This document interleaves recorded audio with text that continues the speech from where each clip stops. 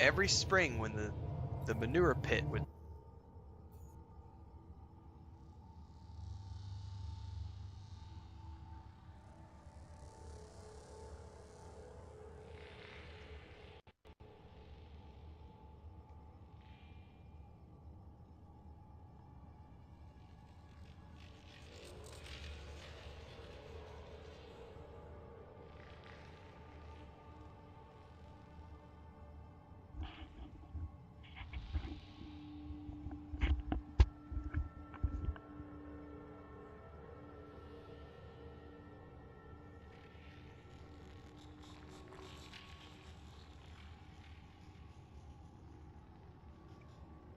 Transcend says, this is a surprise. Thought there was no stream today. There was no stream yesterday and no stream the day before. Today, we'll be good for a little bit. I do have to go with Chris to take Pippin back to the vet for a checkup today at 8 o'clock, which is in a few hours. So I'll stream for 2.5, 3 hours, and then I gotta take Kitty Cat to the vet, and then assuming I feel good, I'll do another stream after that. And keep on keeping on. But no, just yesterday was no stream. And the day before. Yesterday was a long day. I'll record a video for our channel members on YouTube. Get you guys up to speed. That was a long ass day at the doctor. We left at 5 in the morning and got back at 5 in the afternoon. Just lines and lines and lines. Waiting in lines. And of course, half that time I guess was transport because it was 2.5 hours there, 2.5 hours back. So that's 5 hours in transport.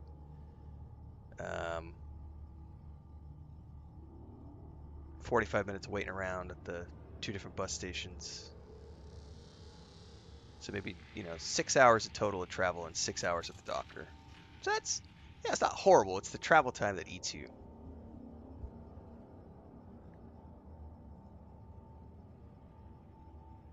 And if you've never been stabbed with a 3-inch long needle in your inner thigh, let me tell you, I am feeling rough this morning. But it's all good. I'm going to sit here and try not to move too much. We're going to do it's Mass Effect Andromeda this morning. It's a good morning, everybody.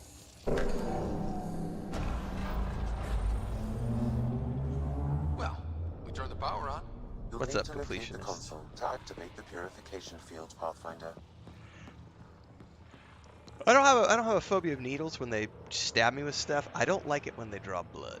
When they draw blood is when I get icked out when they draw blood. Several interface connections converge here. I will highlight the ones you need.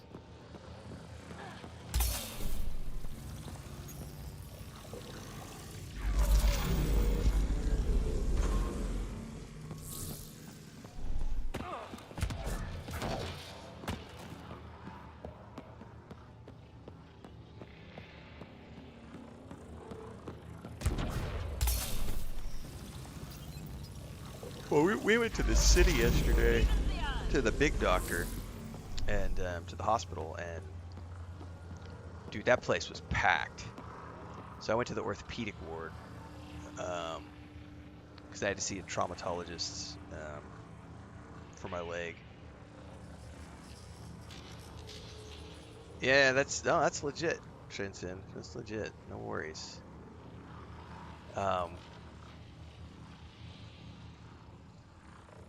There was a lot of people there. Like, I forgot, because we've been out in the countryside now for a few years, and I forgot what big cities are like.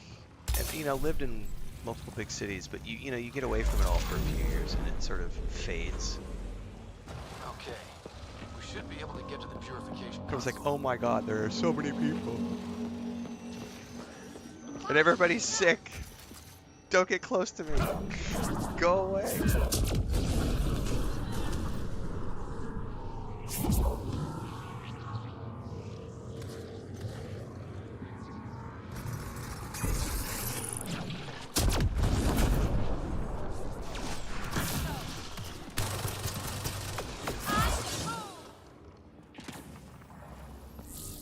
But that's what doctors do. Doctors are there to make everybody better. They actually gave me, speaking of epilepsy, they actually gave me one of the things they told me to take at night. I've never taken this before. It's called, I'm not sure if I'm going to pronounce this right. Pregabalin, maybe? Pregabalin? I guess partially, at least in the United States, they give it for, it's a seizure medication, but it's also for neuropathic pain and nerve pain and muscle shakes. And because I've had some nerve issues with the leg, they gave me some of that. I slept good last night, I know that much.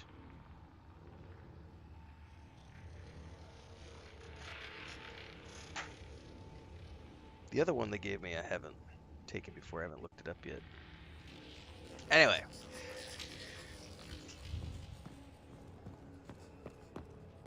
I'll have more deets on that I'll do a channel video for our members today, because that was a fun trip.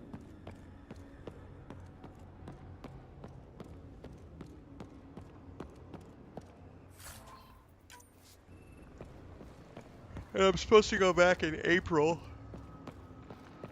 for more x-rays and ultrasounds and checkups. But in the meantime, I gotta get caught up. We're gonna watch a little bit today. I'm gonna wait for our audience to get a little bit bigger before we go do it. But we're gonna go watch. I did the reaction video to Expedition 33 last night, which is one of our April games. There's another April game now, which is South by Midnight. We're gonna go watch the developer direct for that here in a little bit. It's about 10 minutes long, and then we're gonna watch the Doom. What is it? Doom. Hang on a minute.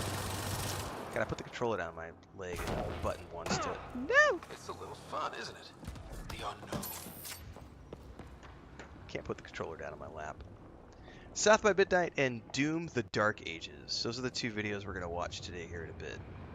What's up, 80 Storm? But that's good because now I have 2 games now for April, which is awesome. So we have South by Midnight, which is going to be early April, and then we have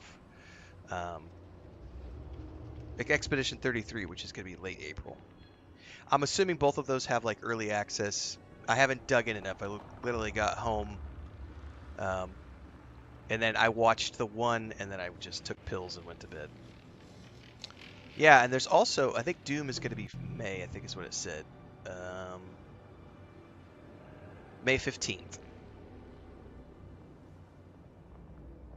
So, at the very least, I know of 2 April releases I'll be playing now. There may be more, I don't know. But we'll watch those videos here in a bit.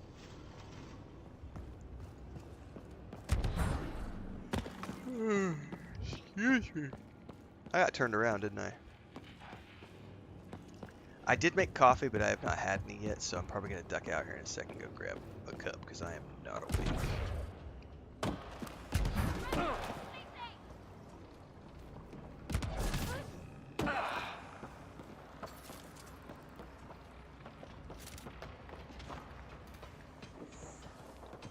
What is that up there?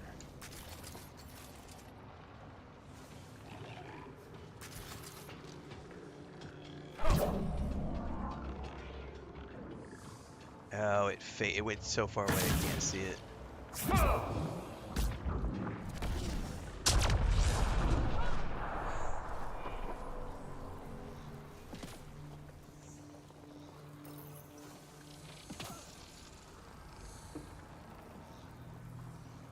Pathfinder, this may affect your escape from the purification field. I'm okay with that for the moment because I want to explore, but we got to remember to come back and toggle that again.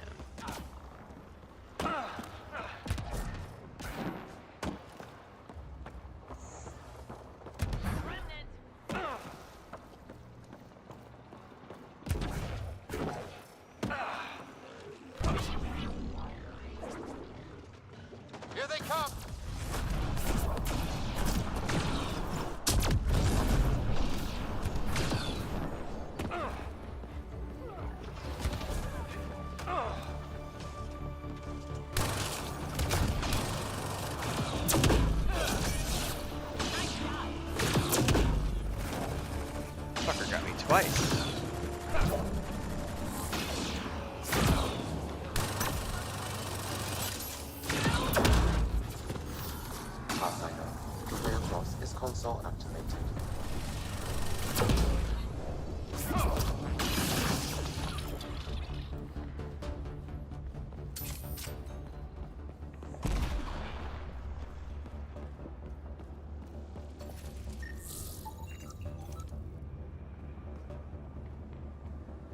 What is that?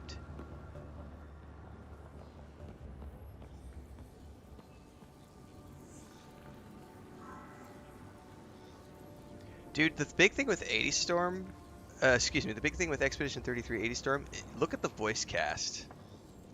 They have spent money on the voice cast, which makes me believe, and based on what I've seen from the stories, that is going to be a very impactful story-based game because they've got just a stacked voice cast. You don't spend that kind of money on those voice actors, on that caliber of actors, unless you have got a killer story for your game. So, and actors of that caliber don't get involved with projects of those aren't people who just do jobs for money. Like, at least not that I've seen. There's some serious voice actors on that cast. It looks amazing. I'm not a huge fan of turn-based, but it does look awfully fun.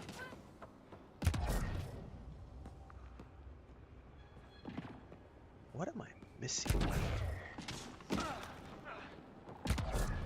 Oh, there's a door. I bet it's for this door, and then we have to go back and toggle everything back the normal way. Oh, and it's locked. They want me to try to do this before the timer? Yeah, we're not going to do that.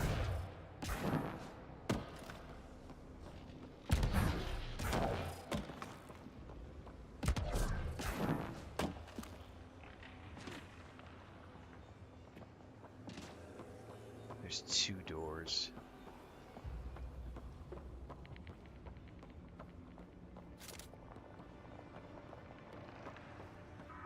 Yeah, it's like a turn-based action hybrid. It also reminds me a little bit of if, obviously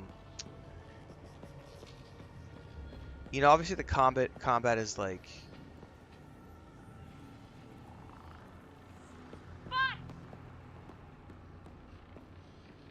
Oh, this is a completely different direction.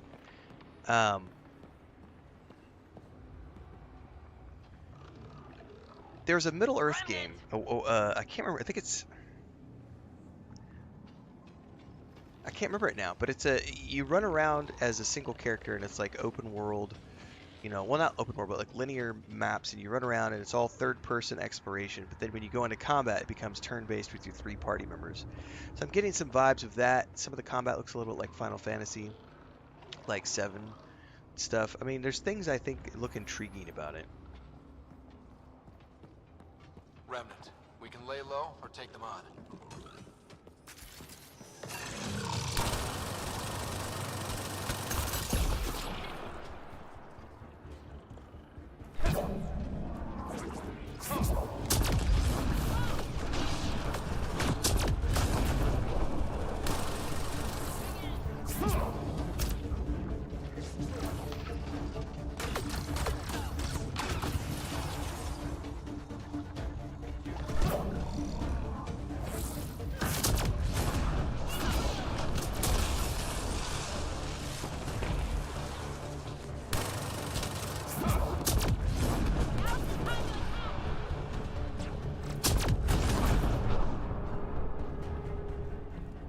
That's it.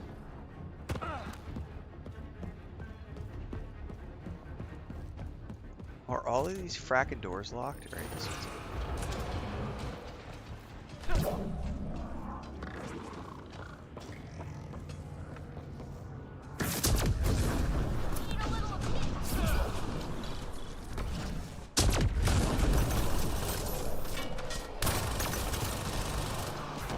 Oh, I forgot to check my. Well, I haven't gone back up to the ship yet. I've got to make my. Oh, this door has a Must be a code. trick to this. Let's give it a try. Really? All right. So we need an A.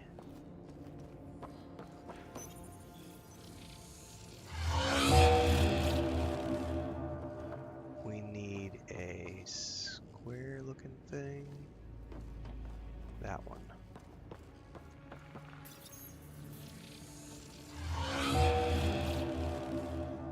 And we need that.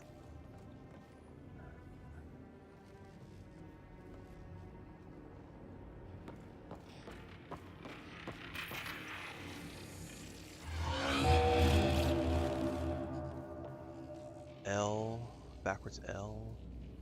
Oh, I bet that's this one, right? No, that's not it. That one? No. I need the backwards L. This one. I can just hear the Dragon Age Veilguard haters in the background ranting about these puzzles are too fucking simple. That's like an E. Yeah, that's this one.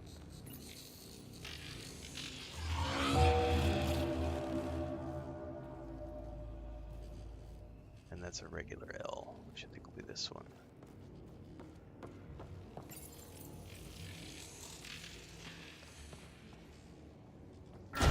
Looks like that did it. What's behind door number 4, Bomb? This contains valuable data, Pathfinder. You may want to scan it. Remnant data core. Oh, that's a task. Another one of these boxes. They were all over.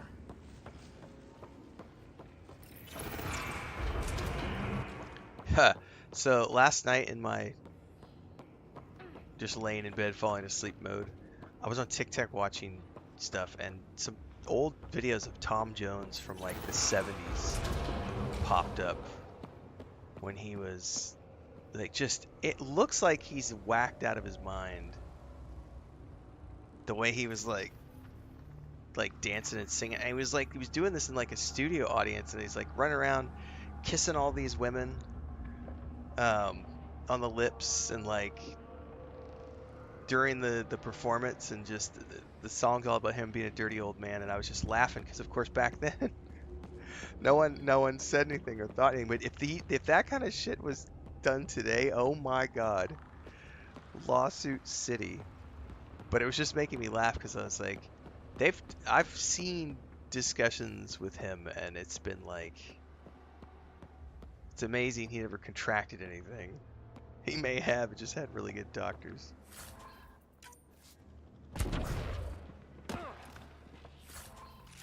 He was a wild man.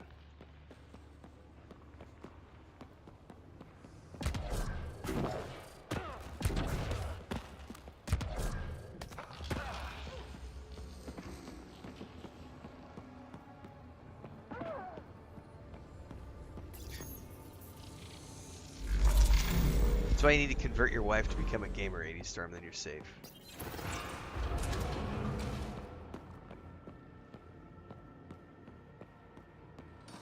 This could be ugly.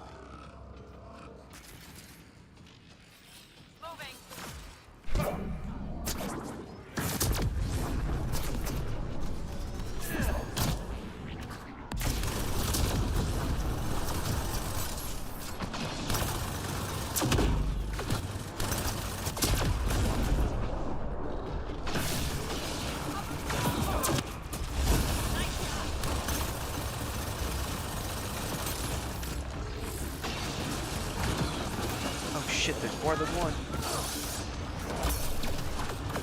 Oh my god, I'm gonna die a horrible death. Run, run, run, run, run, run, run.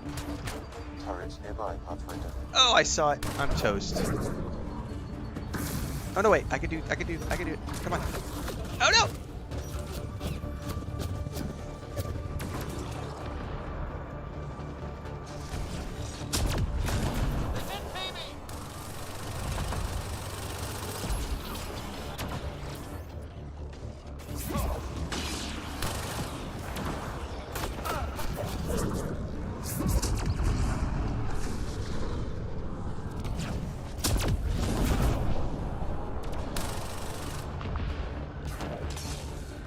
Got a destroyer!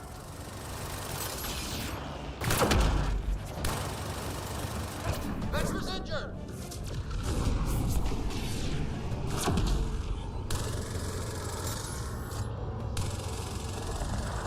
I'm out of ammo.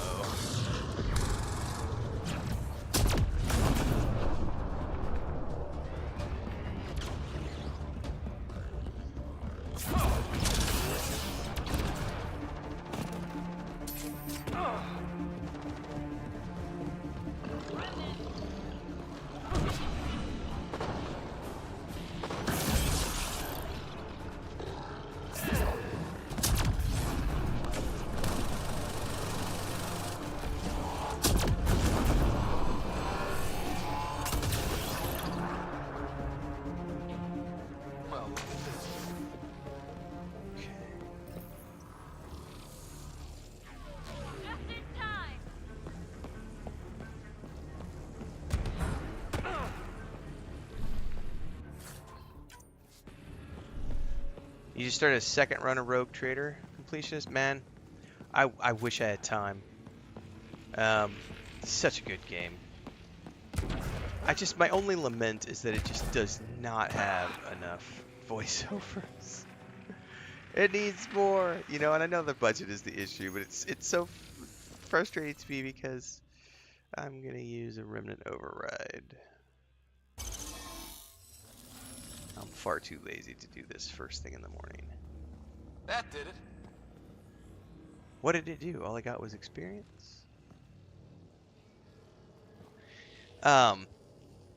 It's such a good game. When they redid the intro and everything and added all the new voiceovers, I went and played that back maybe a month ago.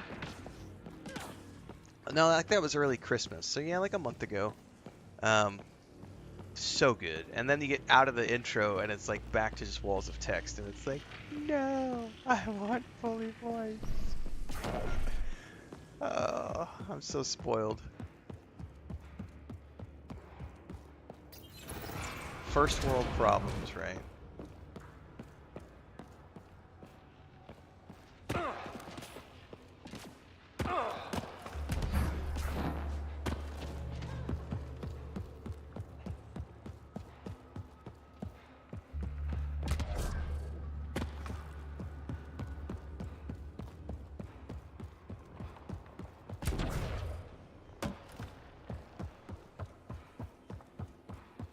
There's no way I'm making that jump. Oh, I can make this jump though. Alright, where's that console that I touched?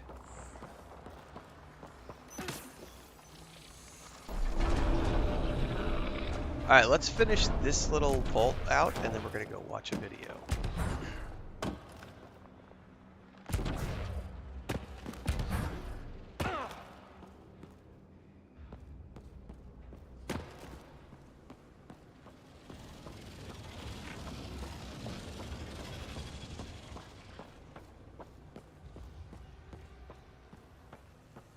Alright, that door's...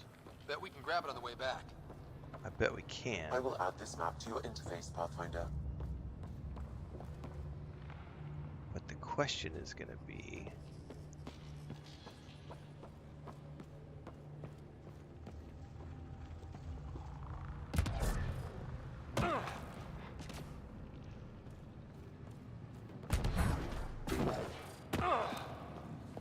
That's in that direction.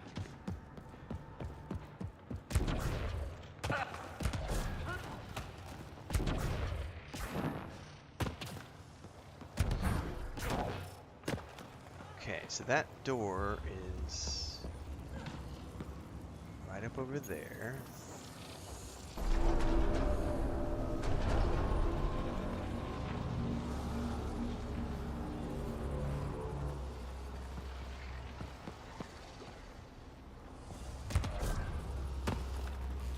Oh wow, so I'm gonna come out of here, have to trigger that to be able to make it across.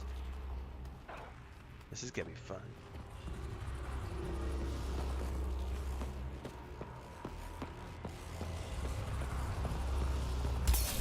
Highlighting interface connections, Pathfinder.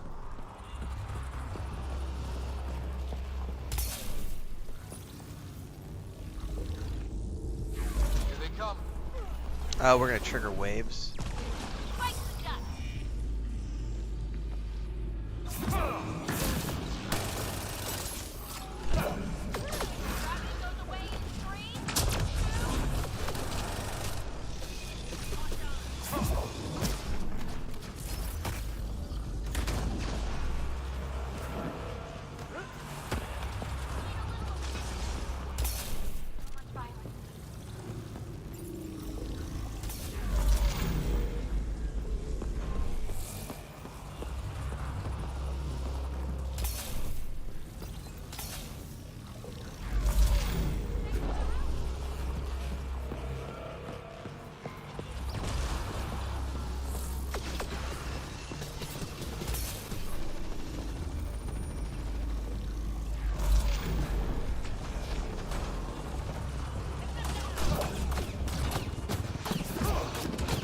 Ow.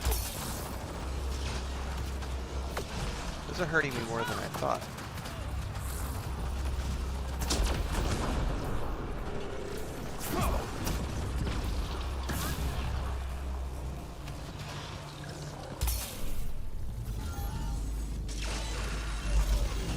They just keep coming!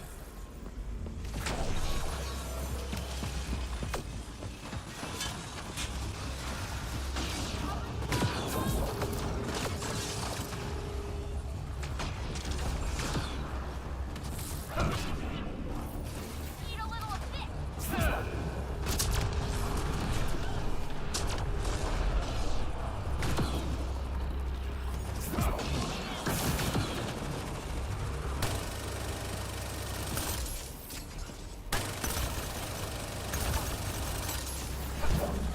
Oh, I botched that up. It's still taking damage though, it's close enough.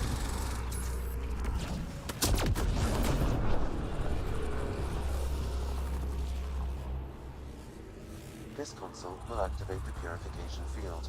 You may want to sweep the area. Before this place tries to kill us. Can I do a hard save? Let's do a hard save, because I want to try to get that, nice transcend. Okay, get ready to run. I'll tell you what though, early bed is not always a bad thing.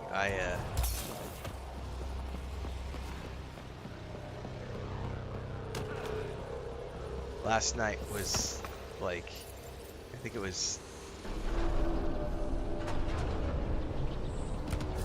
5:30 or so. I was in the hay.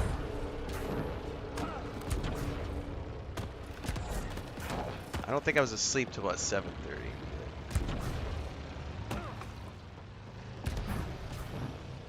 Oh, let's see if I can get this before we die.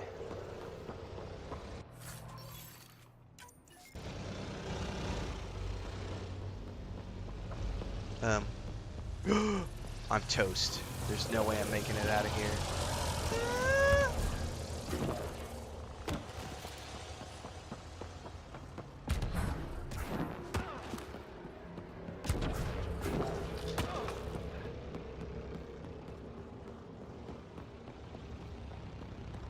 Please don't misclick. Please don't misclick.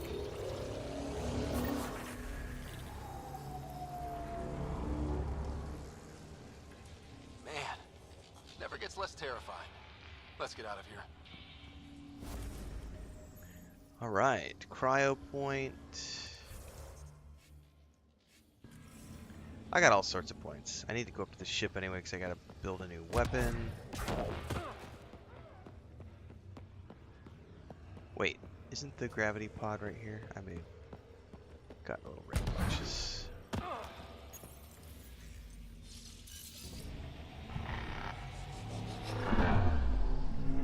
Yeah, we have a good bit of Australians in our early morning because of the time difference. Usually we start off with, and we have Australians in the early morning section for my streams, and then after a couple hours we start getting like the early evening, afternoon crowd from Europe. And then if I stay on late enough, we end up getting the folks who are getting up in the morning in the US into their work shifts. Which is one of the reasons why I prefer to stream the schedule that I do, because it gives me an international audience. If I only streamed at like evening times in the US, I would only have a US audience. And that's not. It's rather limiting. Oh,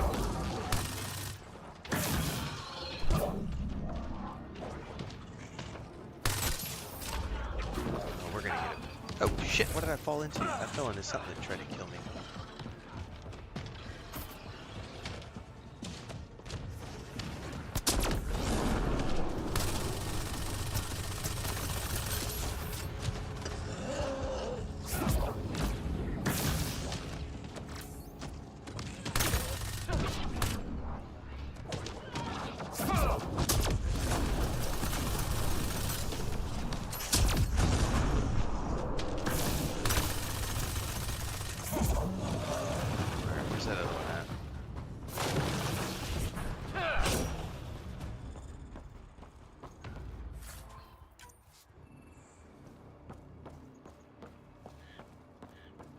Alright, let me get up to the ship here. Do a couple of quick little things, then we're going to go watch that South by Midnight video.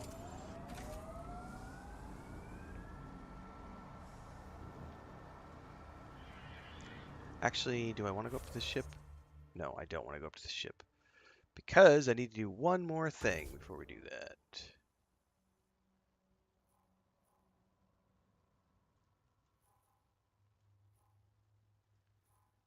Where is the... right here? Yes.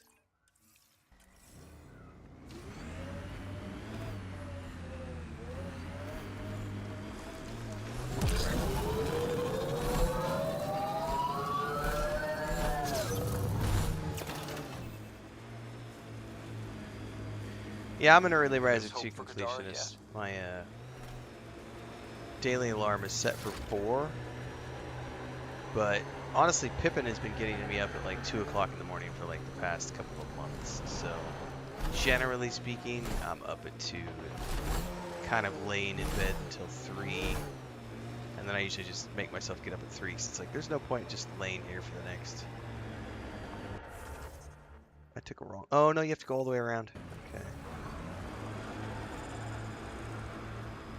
Because at that point, I'm just laying there watching TikToks. And I'm like, it would be better spent just getting to the desk and like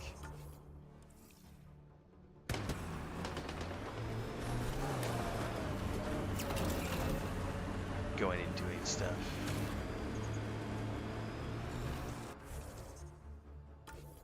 All right, this is the right way.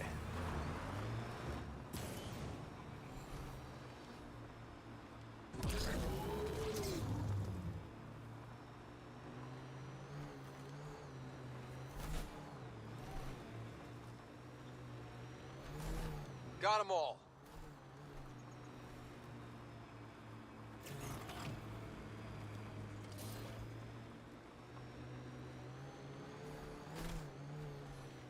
Yeah, I don't do too much that's non-productive. I mean, I guess a better way to put that would be I don't do too many things that I can't turn into. Like, I've tried really hard to monetize all of my hobbies, if that makes sense. Because, like, watching movies, watching films, reading books, video games. I don't think I can do a thing here yet because I guess I have to get better. I forget what level you have to get the planets to be able to settle them.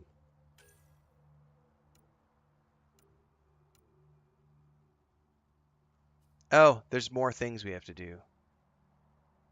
Okay, so we just have to complete some of these quests. All right, well, we're not going to do that right now. We're going to go to the ship really quick. We'll come back down here in a bit. Because I want to do a few things at the ship really quick, and then we're going to go watch that. I'm going to get coffee, and then we're going to watch that video.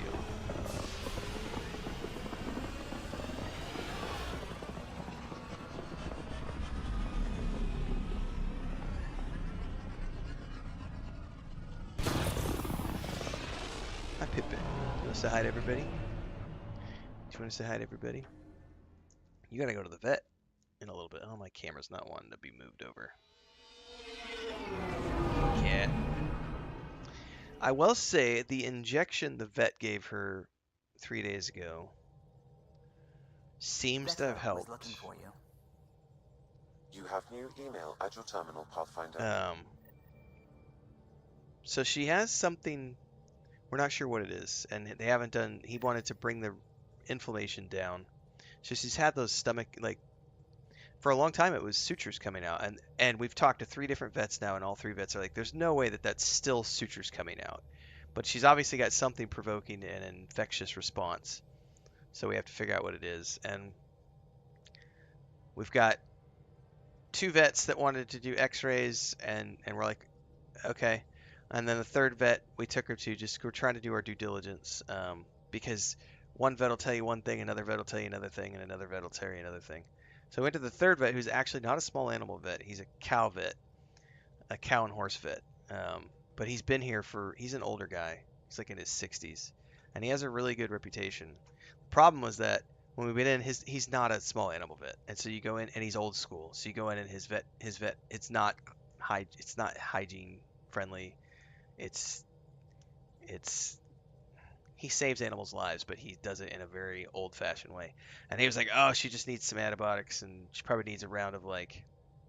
He suggested a round of intravenous um, antibiotics. He's like, "You're probably gonna need to bring her in and do this treatment for like 2 weeks. You bring her in for like 6 hours a day, and we run antibiotics through her." And I'm like, that's a lot."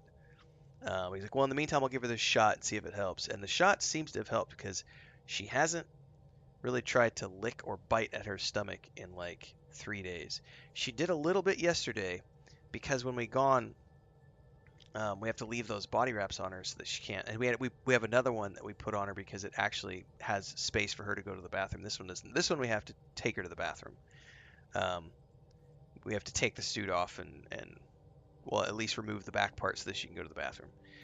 The other one, because the part of where she's is part of the area is back by her privates, and so the suit we put on her yesterday, she pulled at it, and because there was a hole in the back for her to go pee and poop, and she got her snout into the part underneath, and she licked like 2 or 3 of the wounds that were closer back to her coochie.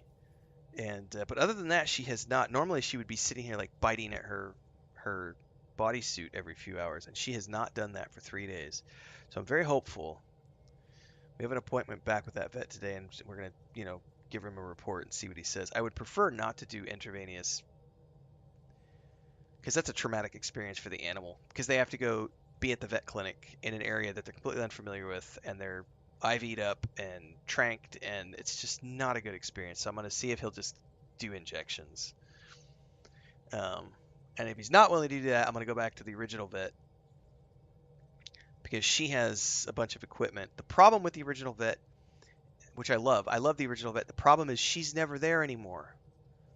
And so every time we've taken my poor cats in, I've had to deal with her little vet techs who are like 20 years old, 22 years old. The one girl like almost broke a needle trying to get a needle into my cat's vein, and then my cat's leg swelled all up. Another one used the wrong sutures one time, and just like and it's because she's never there, and she's trying to run a business, and she's got 3 different vet clinics. She's not the owner, she's the doctor, but there are 3 different vet clinics in 3 different cities, and she's the only vet that clinic has. She's the only main doctor, so she gets tasked to go clinic to clinic to handle like the big surgeries and stuff. And so when she's not at our local vet clinic, I'm having to deal with these 20-year-old kids, and I'm done dealing with 20-year-old kids from our poor little office cat. So we'll see. We're gonna see how today goes. She has been doing pretty well the last few days, so You promising. have AVP outstanding, Pathfinder. In the escape pod room, Yes, as my usual. pets are children to me. I don't want to say triggered, but when Co-Carnage lost a dog and a cat within like a month-long period, and invariably he's got a big following, and hundreds of thousands of people, and there were invariably some really gnarly comments in his X feed when he was, telling people he was going to take some time off, and he made a video about the animals, and he was very emotional in it. And you've got some dickweeds in the comments be like, "It's just an animal, dude. Get over it." And it's like, fuck you. Like, seriously. Um, that's a yeah. Uh-uh.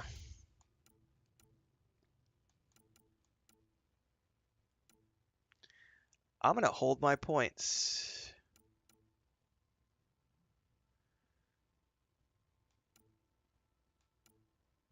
I'm gonna spend points on all of these. I want those research points and mineral nodes and stuff.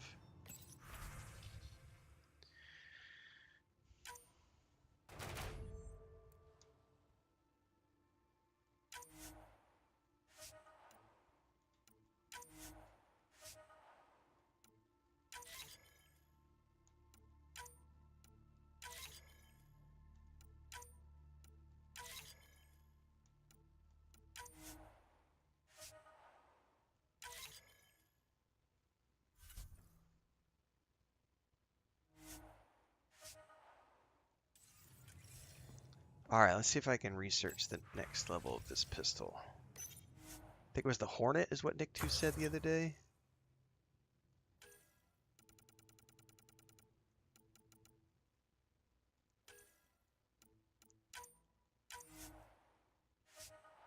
Ah, we don't quite have enough to unlock.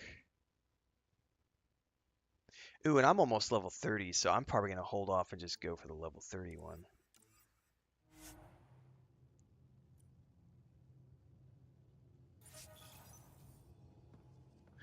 Yeah, it's we don't have kids for biological reasons, and our animals are very much at least. Yeah, it's funny because my wife was never a cat person, and then we got cats when we moved to the homestead, and Frodo has become her child. Like Frodo is definitely, and Sammy was too. Sammy was her first pick, but Sammy, unfortunately, my poor wife. That was, I guess, it's been almost two. It's been a year and a half ago now, but yeah, he got hit by a car, and she was the one who found him like right after it happened, and that was probably the most traumatic thing my wife has ever had to deal with. Because I was taking a nap, and like the door burst open, and she's got the cat in her arms, and she's just a wreck. And um, that was when we started really, locking down the place and stopped letting them go into the field. And there never used to be traffic where we live, and then they were doing road construction in a different part of town, and everybody diverted to our street, and suddenly we had traffic. And yeah, but Frodo was another one of that litter, and he just naturally bonded with Chris. And it's funny because Frodo, when he was a baby, I think we have these videos of the homestead. Maybe he had eye problems when he was a kitten, um, and he just couldn't. He was always infected, and we ended up having to run antibiotics for his eyes when he was like 3 weeks old. But that is her baby. Like we came home yesterday, and they had been home all day by themselves for like 12 hours, and he was like, "Don't know you, Dad," and he ran straight to his mommy. And whereas Pippin is definitely my cat. Like Pippin will interact with Chris, but Pippin doesn't talk to Chris like she talks to me.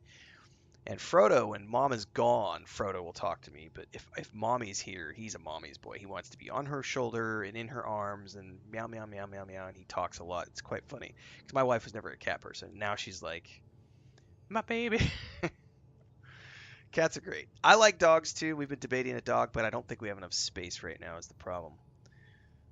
Anyway, let me get my coffee, everybody, and then we're gonna come back and watch. I think I have the video pulled up. We're gonna watch some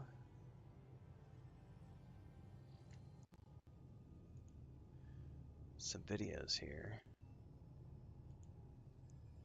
All right, give me a second because I need coffee, and I'm super sore, so I'm gonna move slow. Ugh.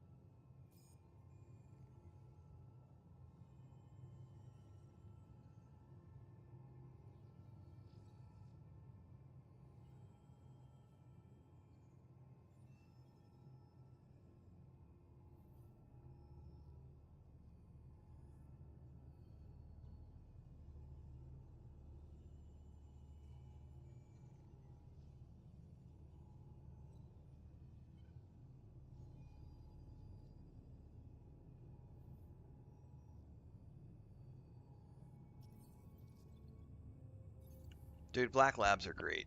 My grandpa, my mom's dad always had black labs. Um, They were great dogs.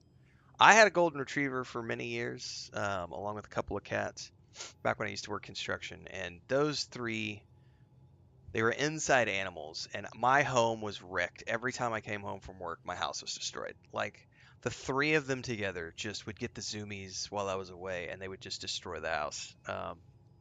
Every time I'd come home, and there'd be just I did all I could to, like, animals shouldn't be cooped up for 8 to 10 hours a day, but I think I was given those animals. I never asked for them, and they became my. I was in my 20s.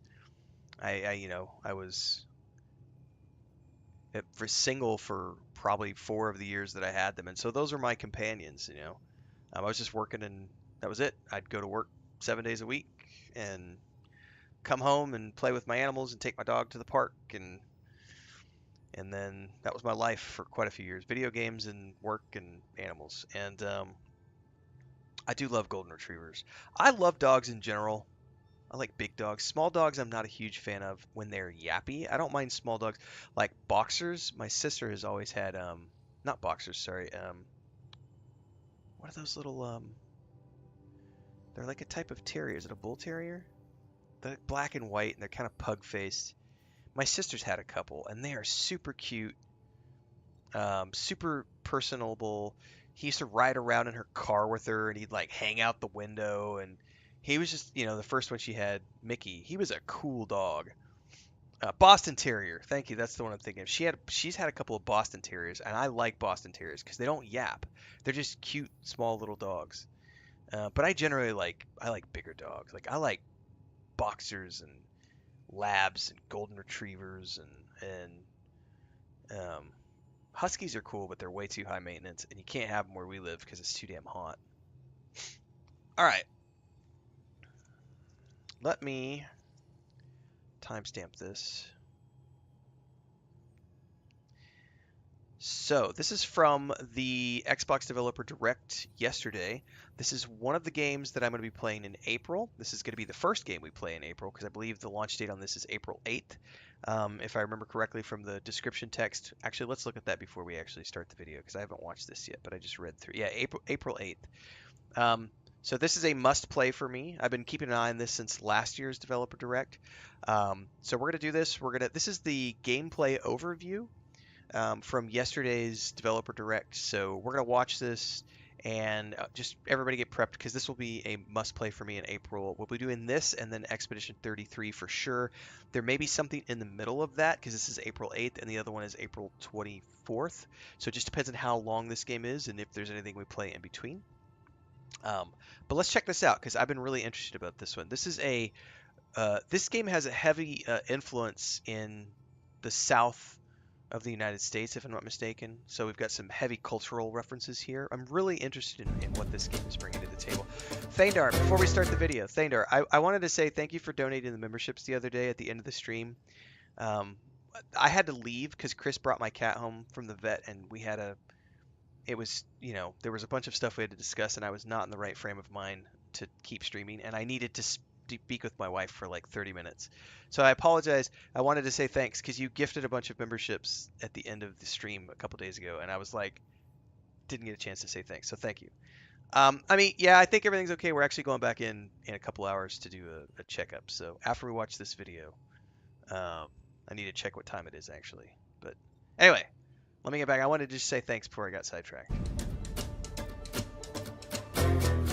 I love the music.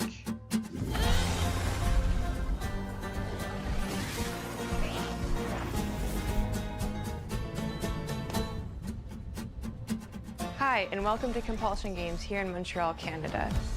At our studio, we care about world building, and we treat the setting almost like a character of its own.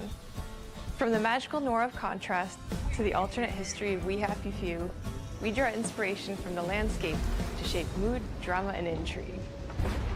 For South of Midnight, our third-person action-adventure game, the story and characters bring a folkloric Deep South to life. Yeah, the folklore of the Deep South. This gave us a chance to explore Southern Gothic themes with a dark fantasy twist. So while our protagonist Hazel is at the forefront of our story, it's the macabre elements and larger-than-life creatures that will leave a mark on her journey and growth.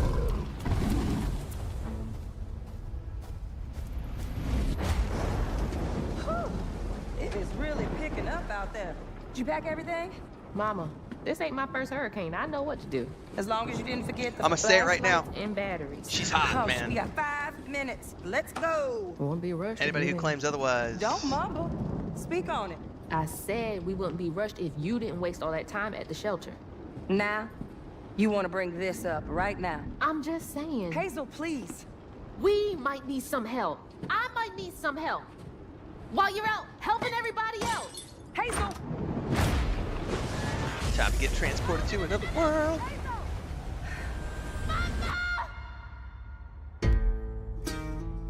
Oh, this music. Hazel may start her journey as a typical 19-year-old. Nice. But disastrous events will push her into a darkly magical world where That's the voice she'll learn who actress. she really is. And performance capture, I think I And said. how to tap into weaving. An ancient magical power that redefines her trajectory in life. Hell yeah. Weaving. The land itself chooses Hazel as a weaver. Someone who can see beyond the surface and tap into a deeper reality, the grand tapestry. Weavers can see the fabric binding our worlds, connecting people, nature, and echoes of the past. Keep those hands to yourself. Hazel can perceive both the mystical strands and stigmas in the world. Through her newfound power, she reweaves these stigmas and mends the afflicted creatures she encounters. That's cool. As Hazel discovers her power, the world gradually shifts into the surreal, revealing that creatures from the old folktales actually exist. You up here. My salvation. Among them is good old Catfish, the storyteller who becomes both the guide and companion to Hazel across the game. It ain't every day I hear about a new weaver such as yourself. Would you kindly do your weaver thing and help me down? Do your waving thing and help me Meeting down. Catfish Yeah, I don't know. marks It may be the a stylistic beginning of choice on their Hazel's part, journey. 80 Storm. I won't All know of until I Hazel's actually go play it. arsenal and powers are designed around textile crafting and traditional spinning wheels.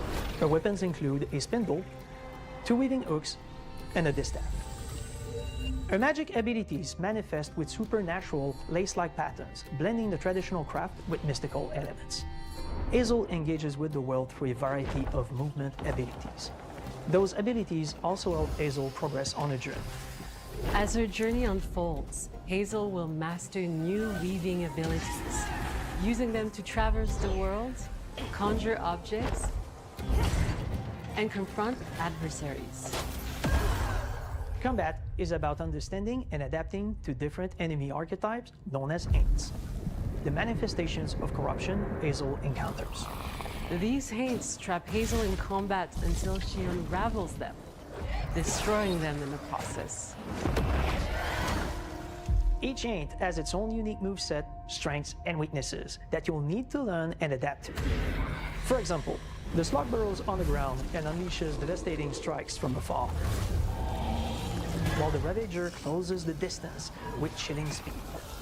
Hazel can counter these threats with agile melee abilities to execute powerful combos, jump attacks, and charge attacks. So this But is your close typical combat is action risky adventure and can combat. backfire because Aints have powerful defensive abilities. Mastering your magical skills become the key to gaining the upper hand in combat. Push, pull, and weave are some of the spells at your disposal that give you a tactical advantage during a fight. Timing is everything. Reminds me of the combat in Jedi this Survivor and Jedi enemy's Fallen close to Order, start because you can melee combos, push, pull. Push them back to interrupt. We're doing and the stun same their thing in attack. Mass Effect Andromeda right now, too. We Then can press push, the pull. advantage with follow-up strikes. Cool. I like it when games do this. Spells interact uniquely with each enemy type, creating dynamic combat scenarios, especially when facing multiple types of opponents at the same time. Once near death, enemies can be unraveled, breaking their core and setting them free of their corruption, which has the added benefit of providing health boosts and reducing ability cooldowns. If you play your combos right, you can enhance Hazel's combat readiness and keep on chaining her abilities. As Hazel progresses in the game, she unlocks new moves and improved abilities, So you- and you'll okay. have to decide which areas to prioritize. So you get to choose what The playstyle upgrades suits will you. change Okay, how you perfect. approach combat, like enhancing area of effect attacks, or refining push and pull skills to improve precision and make them feel more rewarding. That's cool. So you're going to get to choose which The combat which system areas you is specialize fast in. and responsive, built around chaining attacks, landing precise strikes, and unraveling enemies. You mind if I take a look around? You can see every place old Molly terrorized and more. Now for the low, low price of $1. In Hazel's search for her mother, you'll explore multiple regions, each ruled by a mythical creature with their own Southern Gothic history.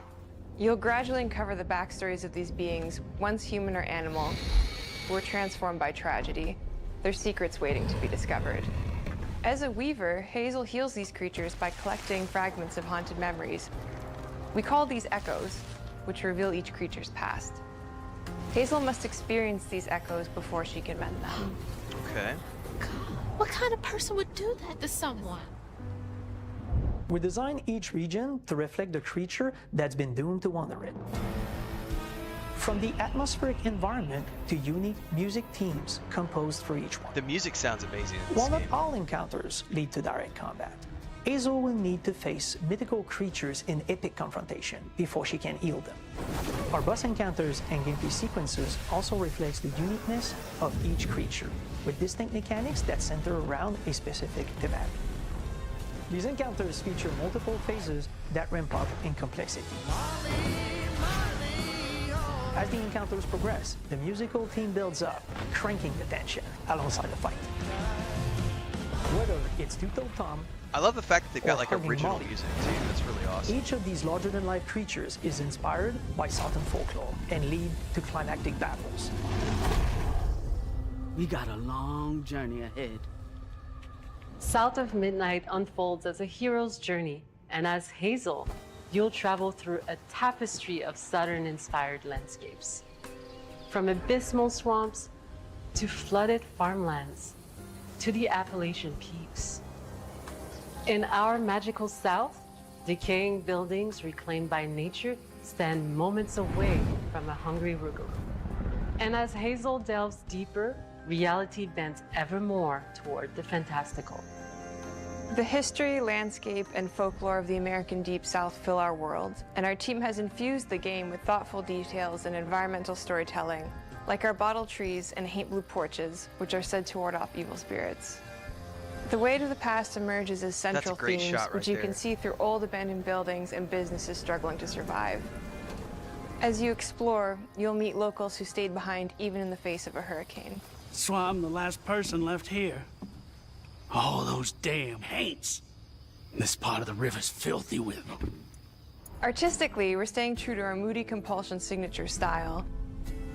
But this time, we're using a handcrafted approach inspired by stop-motion animation, Okay, that's why. which allows our team to bring a distinct personality and tone into every prop and character. Yeah, it's like stop motion. This is awesome. So Because this folklore is open to visual interpretation, we embrace the freedom to reimagine these creatures and their stories, to adapt how they look, and to craft our own version of a fantastical and of Deep course, South. some people are going to be triggered by the fact that it's not going to be 60 frames smooth gameplay. It's stop motion. Like it's inspired by it. I think 80 Storm was commenting on that earlier. At Compulsion Games, we love to craft around central themes. I think 80 We're Storm lucky actually to said he add heard talent that you across could all our turn disciplines it off that in the game. collaborate I to don't know give about South of that. Midnight Like I such said, a I don't think unique I don't know personality. until like. We hope get you it in the enjoyed game. this deep dive into South of Midnight. We're thrilled to announce that the game will I'll leave launch it on. on I want April that 8th, unique art and style. pre-orders are now available on Xbox and Steam.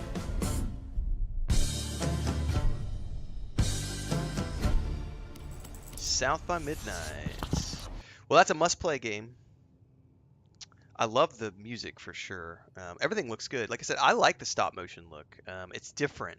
I know some people are gonna be triggered by it's not. I want frames. I want smooth frames. But like I said, I think 80 Storm full comment said I have heard if people don't like the low frame rate look, which is the stop-motion look, they could maybe turn that option off. Can I confirm that in the game? Which I can't confirm because I haven't played it yet, so I don't know. But 80 Storm also says I like the look of it as it's different from other games. I also like the look of it because it's different from other games. But we'll be playing this for sure. That's on April 8th. But we got a lot of games to get through before there, so like, subscribe, hit the bell icon so you never miss an update. Daily streams on YouTube and Twitch at 6 a.m. Central. Hopefully we'll see you in the next one. The stream continues onwards because we're going to go watch, before we go back to Mass Effect. I do want to hear something crazy, Thandar. I like craziness.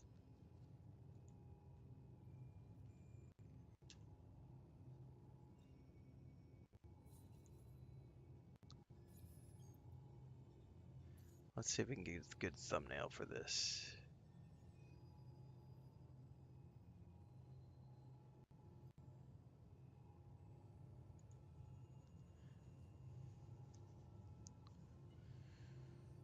Doom. The Dark Ages.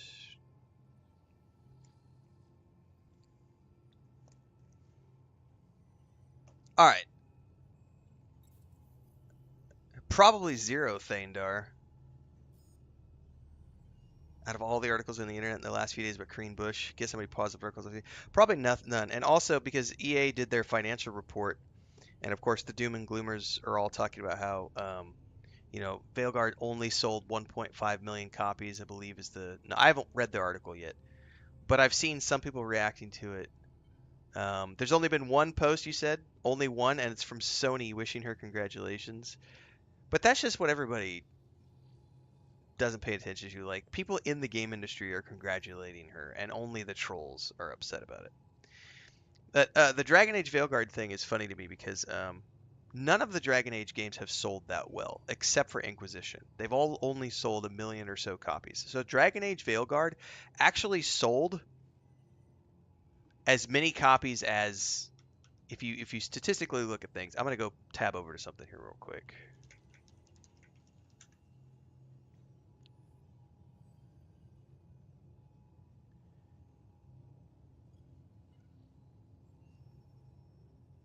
Yeah, well, I think over time, Dragon Age Origins sold 3.2 million copies. Over time. That was over time. It sold 3.2 million copies. So, Dragon Age Origins was the 9th best-selling game in the US when it launched, selling approximately 362,000 copies when it launched, right? That's not that many. By today's standards, that's not that many.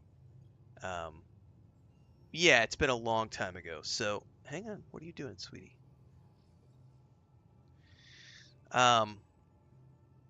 So Dragon Age Veilguard has sold in the same ballpark as its previous games.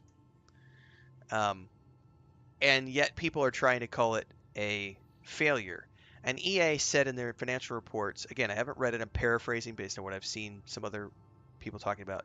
They said it performed lower than expectations because they were wanting it to sell, 5 million copies or whatever right out of the gate. And it's like none of the previous Dragon Age games have sold millions of copies out of the gate. They have sold millions of copies over time. But Inquisition, I think, was the only one that sold really well out of the gate. So if you look at the statistics of the Dragon Age franchise over time, Dragon Age Veilguard performed within the realm of what that franchise has always performed as.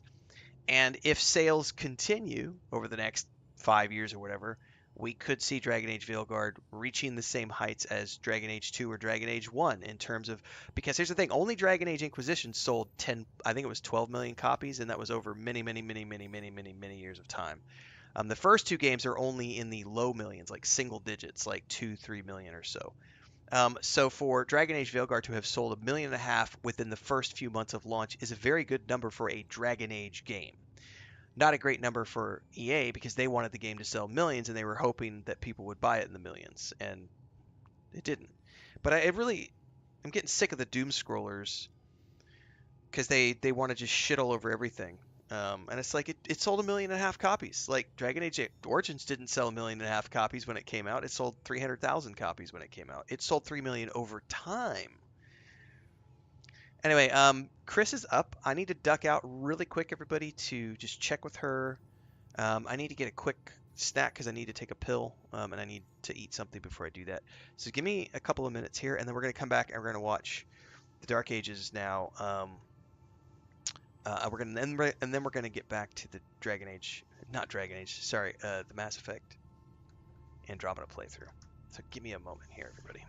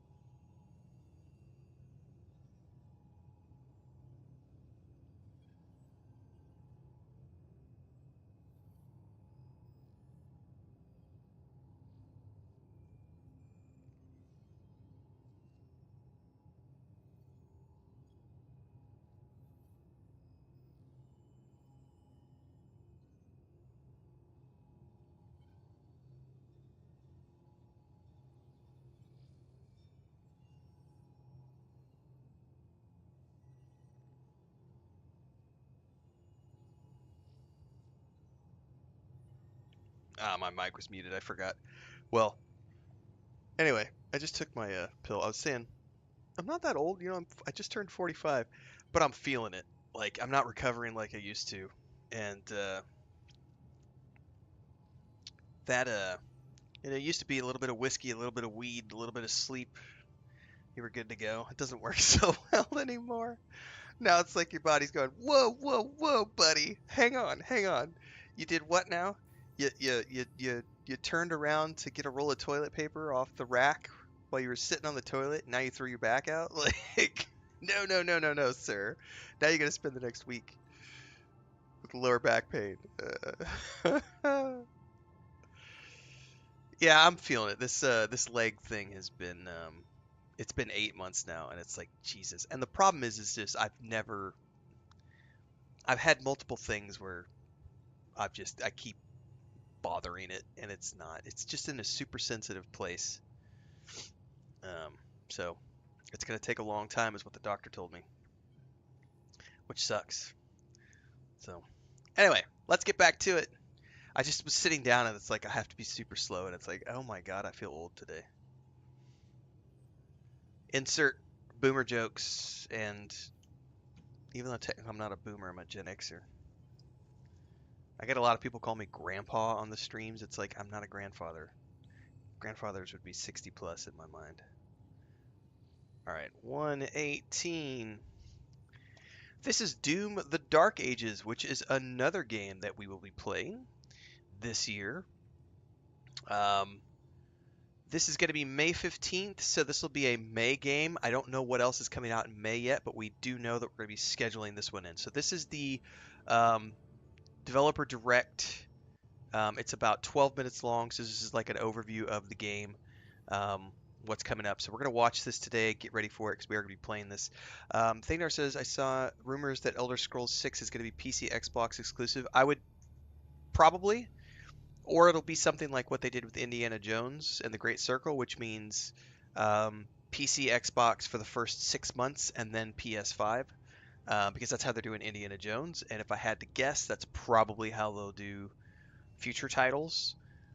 Some titles they may decide to do Xbox PC only to push Game Pass sales, and that's up to Microsoft.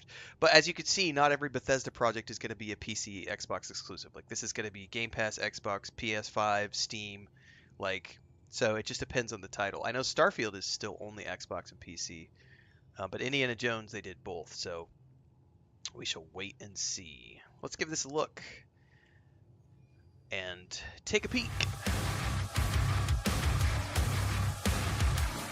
Sorry, not Bethesda, ZeniMax.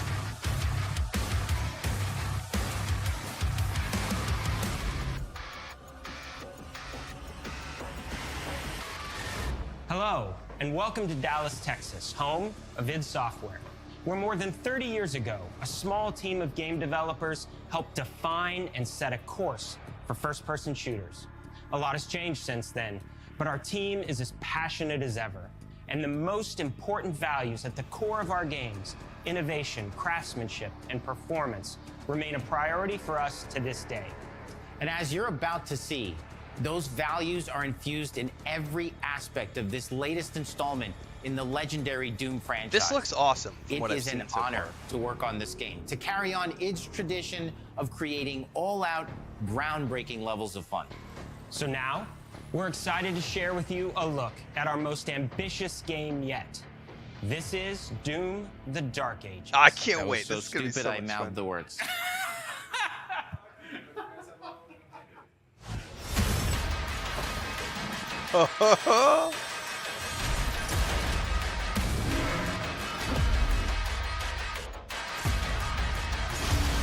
Oh, the shield.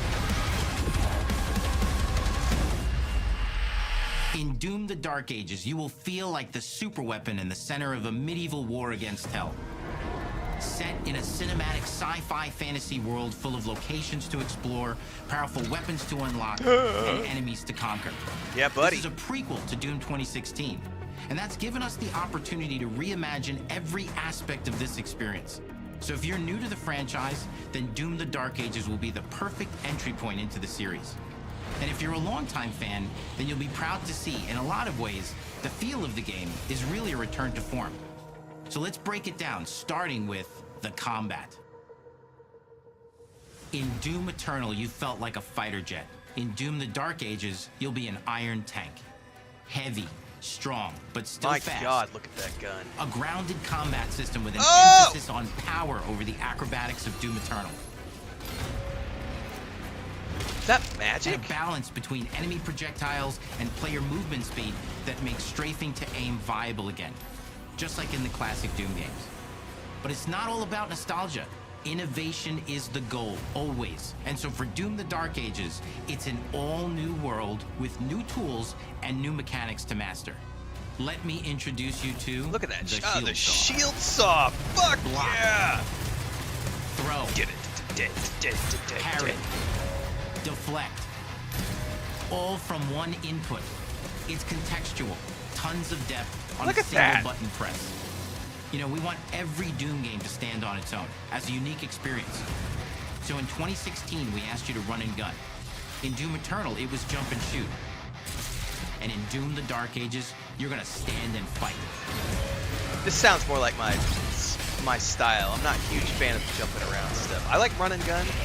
This looks really cool. And the Shield Saw will give you the strength to go head to head with some of the biggest, baddest demons we've ever created it in.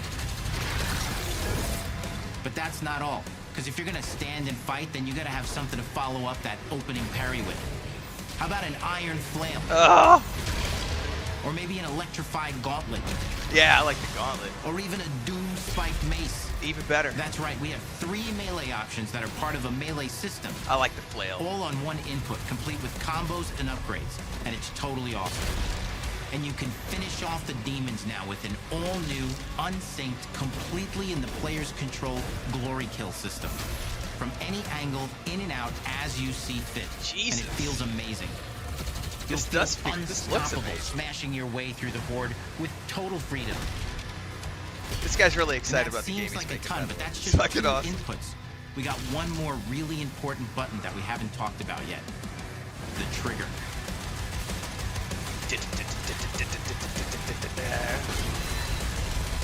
That's right, we've saved the best for last. Oh my God, Doom look at has that and shit. always will be all about the guns. And Dark Ages has some of the most ridiculously Oh, I powerful want weapons this. that we've ever created. I want this so bad. I like rapid fire guns and shotguns. Rapid Ancient. fire and shotguns are my favorite. Brutal torture machines built to butcher, impale, and shred What? the minions of hell with. That was like an impalement with an arrow. That was cool. Only in Doom. That's the mission statement for the design of these never-before-seen, insanely fun-to-use tools of mayhem that only the Slayer has the power to wield. So let's take a look at some extended gameplay footage and Wow. see how these medieval mechanics synergize with the enemies and the environments to form the new combat loop for Doom the Dark Ages. This does look freaking amazing, guys.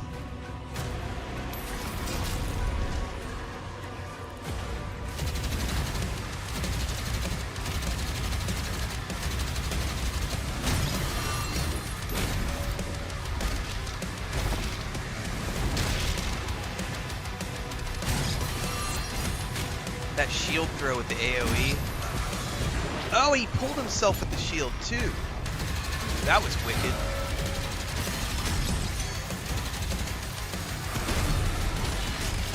Jesus, this is getting my heart rate up and I'm just listening to it. Watching it.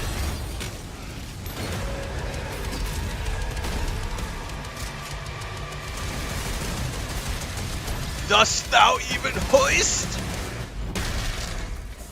And under the hood, for the first time in an id game, we've made our combat more approachable and flexible than ever before, with a new difficulty system and sliders that will allow players to tune the speed and Players challenge like the me, game to who whatever suck fits them at best. reaction-based You games, can this means slow I can things have an down easy mode. or speed them up. It's a Doom for all Slayers. Perfect. And the gameplay doesn't end with just the Slayer. Because I don't hoist. We finally have for you, you've been waiting for 2 games now, to get in and pilot your very own 30-story Atlan, which is What? It's the size of a building, It's powerful, and you can beat giant Titan-sized demons to death Holy with your gauntleted shit. fists. And if that A wasn't frickin' enough, mech. we also have for you your very own fire-breathing, Gatling gun-toting cybernetic dragon. What? Neither of these are one-and-done features either. They have a full suite of abilities and even mini-bosses. The spectacle is epic. The Power Fantasy is unlike anything we've made it in. And the combat systems behind these features are deep and tons of fun. Dude, they are And as pulling cool out as all that the is, stops We know for that this. fans of single-player action games expect more than just great combat to pull them through the experience. So we're excited to share with you not just the gunplay, but the world of Doom: The Dark Ages. This is gonna be awesome. Your hero's journey will take you to the far reaches of the Doom universe. Mysterious worlds from the Slayer's past, dark forests, dungeons, ancient hellscapes, battlefields, and worlds beyond. Dude, I might have a through little bit of a exploration, gamer you'll be boner going on unlocking right new now. abilities and TMI. godlike powers every step of the way. Now armed with your trusty shield saw, you're gonna cut, leap, and smash your way through environments full of secrets and treasures. There's always something new waiting to be discovered or destroyed. Now let's take a closer look at just one of the many missions you'll experience in Doom: The Dark Ages. In this level, you will meet the enemy at the gates and save a city from certain destruction. Explore the medieval battlefield outside the castle walls, seeking out targets and enemy formations along the way to engage with as you see fit, with any gun you choose. Got that Explore flail what is combo. the largest play space ever in a Doom game, discovering secret caves and dungeon-like mines in search of That's vital resources. A lot of underwater stuff. You even. control the pace of the game. Where you go, who you fight, and the objectives you pursue. It's a Doom sandbox full of war and riches. Once you've broken the enemy assault, head back to the main gates, because the battle isn't over yet.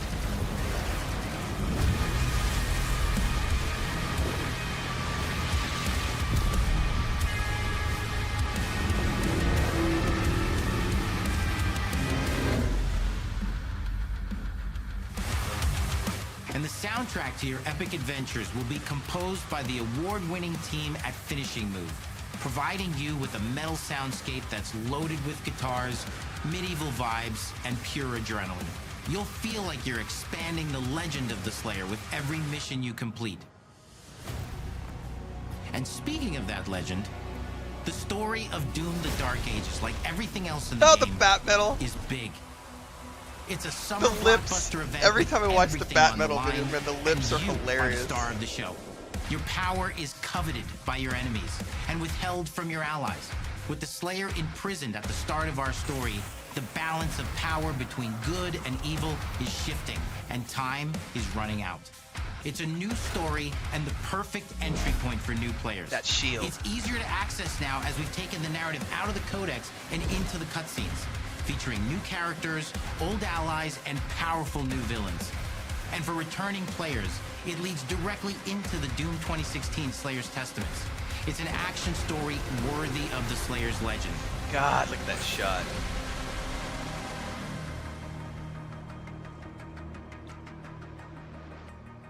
We've got 10 years of making modern Doom games together, and we've done better with every game we've made. The hope with all this, the goal, is to give players an experience that's as fun to play as it was to make, and make something that's good enough to become the best game id has ever made. But that is for you to decide. When Doom: The Dark Ages releases... Nice.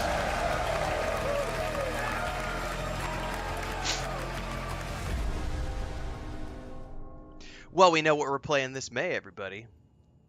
Let's go ahead and pull that back up, just so we have that on the end. That looks amazing. Definitely a must-play game. That's going to be... Man, so we've got Eternal Strands next week. That starts on the 28th, which is next Tuesday. We're doing Eternal Strands, And then we are going from Eternal Strands to Kingdom Come Deliverance 2, and then Kingdom Come Deliverance 2 into Avowed, and then from Avowed we're going into Assassin's Creed Shadows, and from Assassin's Creed Shadows we're going into Atomfall, and for Atomfall we're going into, Tales of the Shire, and then from Tales of the Shire we're going into South by Midnight. From South by Midnight we're going into Expedition 33, and then Expedition 33 we're going into Doom: The Dark Ages. That's what my schedule looks like right now. Now, I'm sure there's some, there might be some, like, I haven't even looked at PC games because we've got Ghost of Takai. There's some PS5 stuff that's launching this year that we don't know anything about yet. We still have no launch date. The fact that they didn't mention Fable at the Direct event yesterday means it's probably not going to be a summer. It's probably going to be a winter release. So Fable's on the table. Grand Theft Auto 6 is on the table. Dune Awakening is sometime this spring. I don't know when yet, but Dune Awakening is going to be soon, soonish. So I mean, there's a lot of good games. I'm going to be, I thought last year was busy. This year's going to be even busier. And then if I add a Switch, if I add a Nintendo Switch 2 to the table, that's going to give us even more games to play. So, yeah, it's looking good, everybody. And also, I think in about a month, I need to look at the timeline, but we're almost at our 3rd-year anniversary of full-time streaming and content creation. It's like February, mid-February, so we're almost there. So our 4th year of streaming and content is going to be really, really, really, really fun. Daily streams, YouTube and Twitch, everybody. 6 a.m. Central. Multi-streaming every single day. This is the day job. We play a lot of games, so hopefully you'll check them all out, and we'll catch you in the next stream. And for everybody who's here, we're going to be continuing onwards because we're still playing Mass Effect Andromeda, and I've got about another hour left before I have to head to the vet. So let's get switched back over. And that gives me a couple videos to clip out later today for YouTubes. I'll do something, if I feel good, we'll do something on the 20th. Not 20th, sorry. The whenever is the release, the anniversary date. I can actually go look really quick and tell you. Let me get on YouTube Studio. Because technically, it's I always just count the date that I got monetized, because that's when I kind of just went all in. But we had already moved.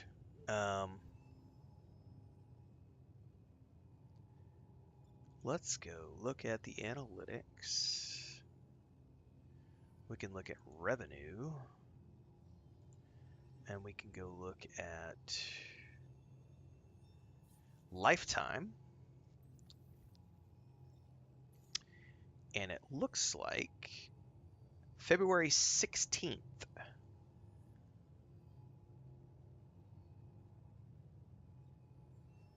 I think.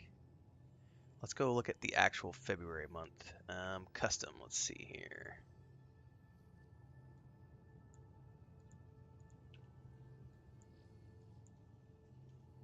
Hang on, I'm curious now, so I want to pull this up.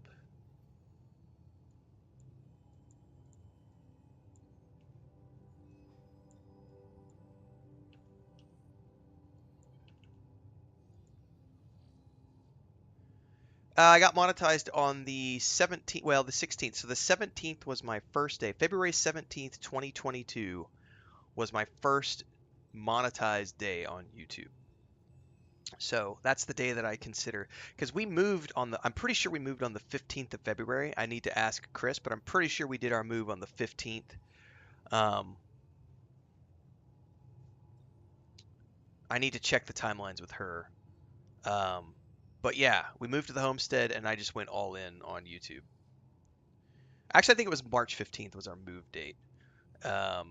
February, because we were still in the city, because I was doing all the Rings of Power videos, and I remember I scheduled like 3 weeks of videos into YouTube before we moved, because I wasn't sure how long the internet was going to take to get up.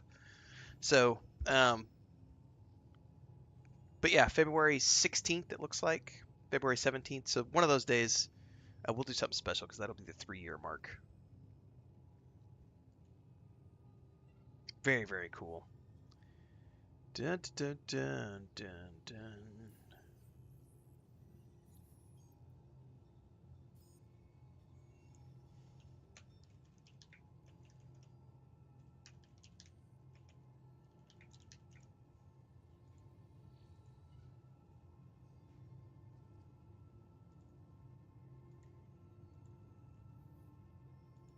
I need to look what time I did it last year. I think I did it on the 17th. No, it's not February yet. We're getting there. All right, we need to go back down to the planet. Oops, went the wrong way.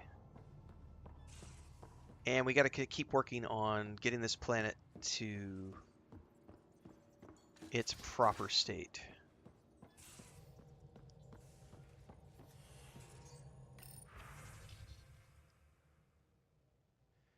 Jaw wants to speak to me. Uh-oh, an update.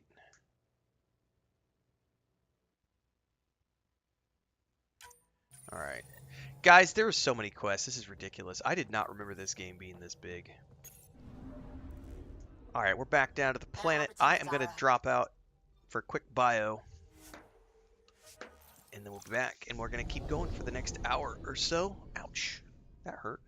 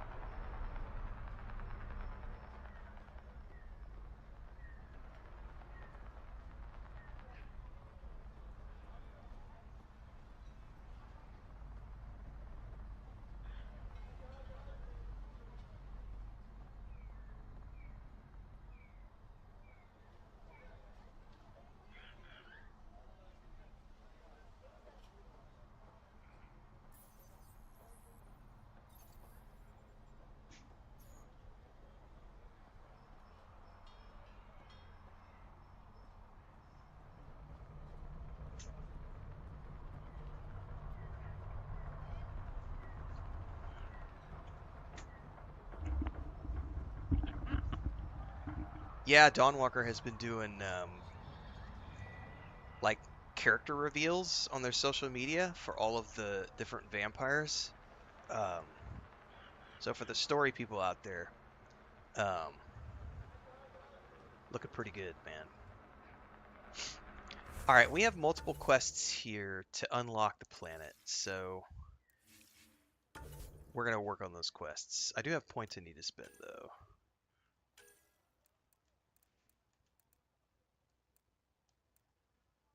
Damage per shield versus synthetics. I gotta remember to try to chain this thing.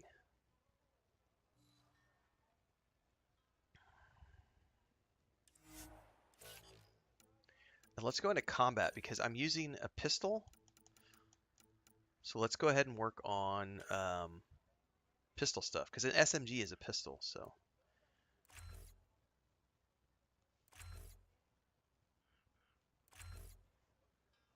oh, I need one more point, don't I?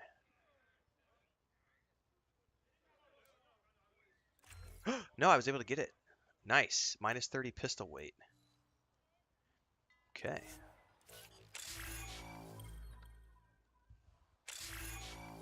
I unlocked a whole bunch of different. That's cool. All right. Let's level up everybody while we're sitting here on this page.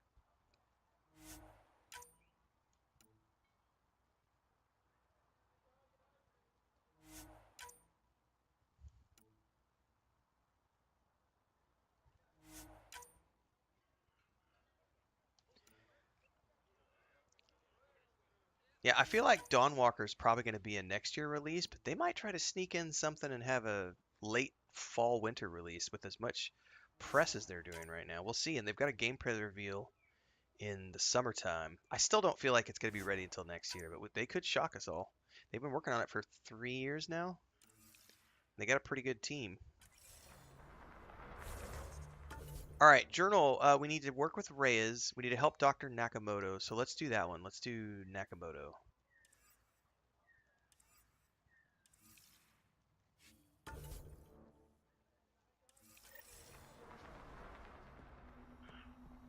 We got to get this planet to the point where we can do something with it.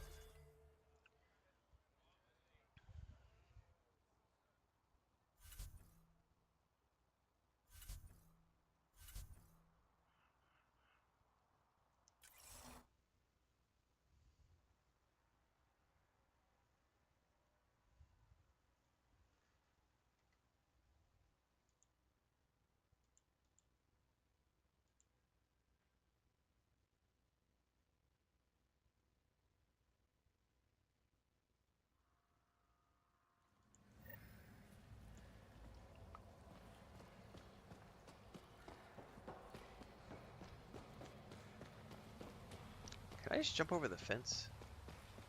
Ha ha ha, I can. Where do we need to go? We might as well take the rover. Well, at the very least, I've got February, March, April, and May mostly sorted now with games. So that's the next 4 months. We're getting a launch date for the Switch 2 in April. I believe April 4th is the event. There aren't too many like huge RPGs that I would play on the Switch unless the Switch 2 is going to have even more RPGs. Like the Zelda game, I would love to play the Zelda games, which I've never actually played. I played the first one a little bit because my brother has a Switch, and when I was out there visiting, I went and played a little bit. But there are things like Mario Kart. I would happily play Mario Kart again and like do some online Mario Kart streaming. That might be really fun as an example. But Nintendo doesn't traditionally publish a ton of stuff I that get Sloan wants to protect Nakamoto's lab, but that's a lot of pirates.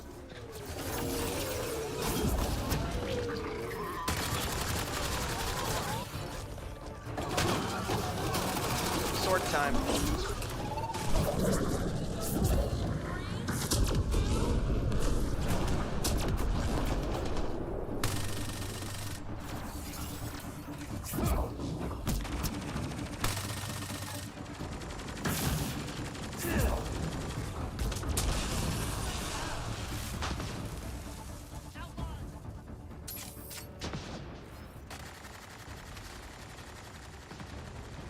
Why is he running for the hills?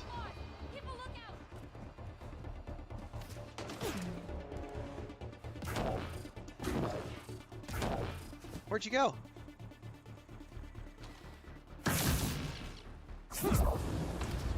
What'd you run from?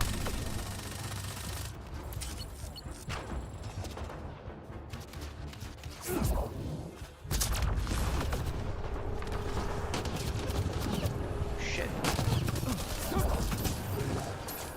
Who invited the collective? Oh no, but we got reinforcements coming in.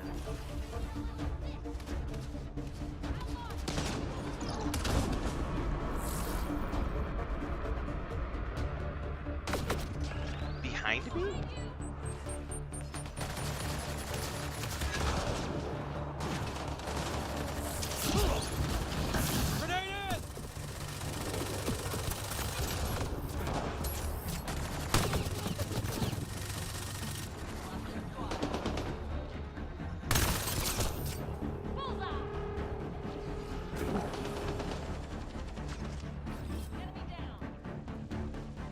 Hey, buddy.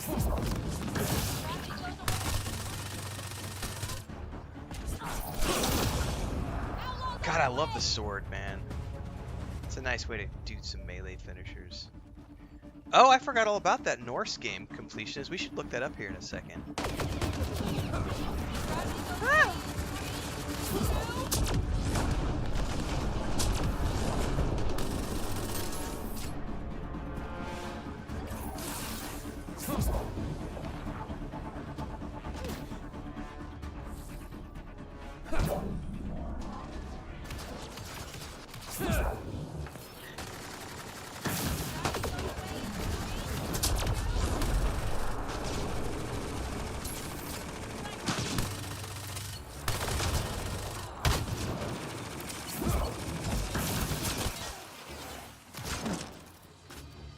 These fights are starting to get really intense.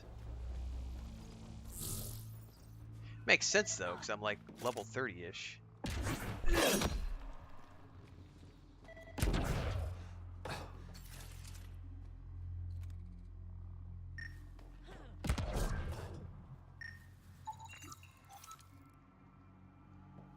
Okay, container. I forgot all about that Norse game.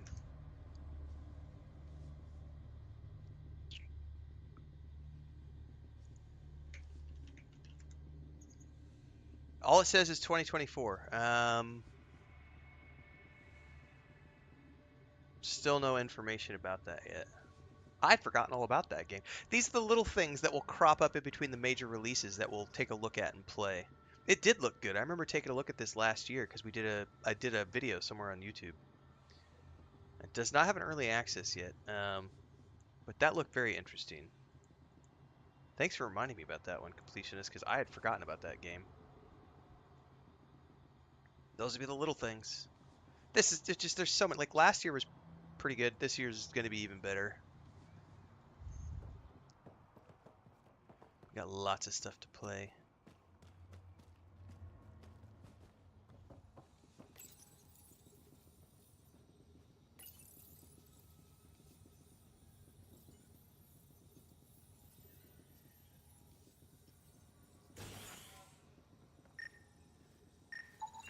These plants produce the bacteria used. Used what? You stopped talking, Sam. Don't hurt me. Depends on what you tell me, lady.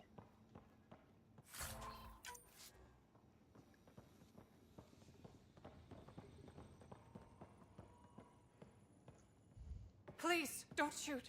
I'm unarmed. I'm not here to hurt you, Dr.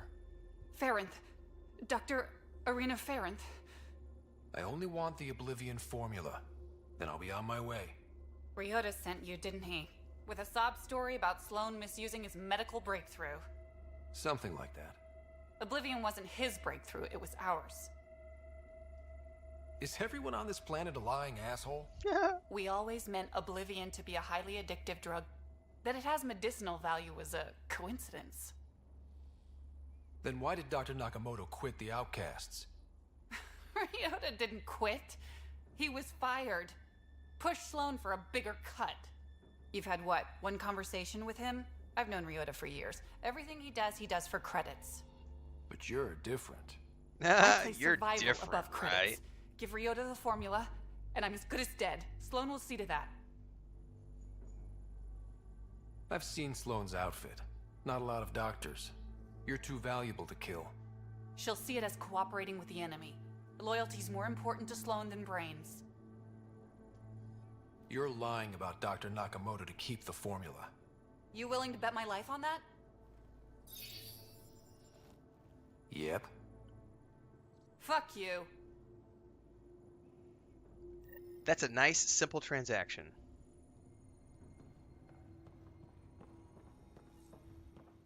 Doesn't have to end pleasantly every time. Just keep it simple.